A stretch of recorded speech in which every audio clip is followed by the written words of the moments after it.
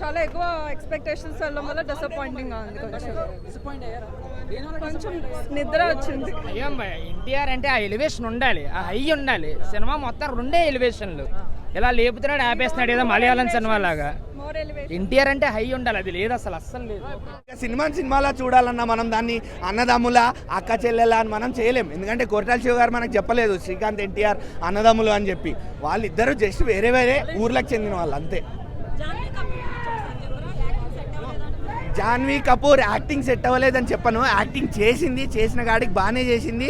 ఇంకా సైఫ్ అలీ ఖాన్ గారి కన్నా జాన్వీ కపూర్ గారి లిప్సింకే సెట్ అయింది కాస్త, కాకపోతే రోల్ ఎక్కువ లేదు. మీకు గ్లామర్ కోషెంట్ కోసం జాన్వీ కపూర్ని వాడుకున్నారు అంతే, అంతకుమించి జాన్వీ కపూర్ రోల్ ఎక్కడ లేదు. మూవీ బాగాలేదు అన్న వాళ్ళకి ఇంకా నేనేం చెప్పలేను. బేసిక్గా మీరు మూవీలు చూడడం బంద్ చేయండి అని చెప్తా అంతే.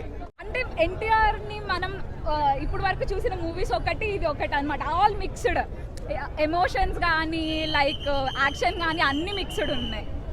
కొరటాల గారు చాలా కాన్ఫిడెన్స్గా ఇంటర్వ్యూలో అది మాట్లాడటం వల్ల సినిమా అయితే బాగుంది. ఎన్టీఆర్ గారు 6 years వెయిట్ తర్వాత సోలో ఫిలిం చాలా బాగుంది.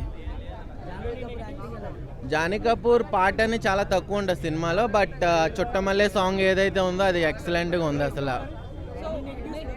బ్రో నెగిటివ్ అంటే కొంచెం స్టార్టింగ్ మూవీ కొద్దిగా స్లోగా ఉంటుంది, second half interval bang highlight. ఇంకా పీక్స్ ఫైటింగ్ కానీ సముద్రం దగ్గర ఫైటింగ్ షాట్ కానీ పీక్స్, ఇంకా టేకింగ్ కానీ ఎన్టీఆర్ గారి యాక్టింగ్ కానీ భయంకరం, ఇంకా చాలా బాగుంది.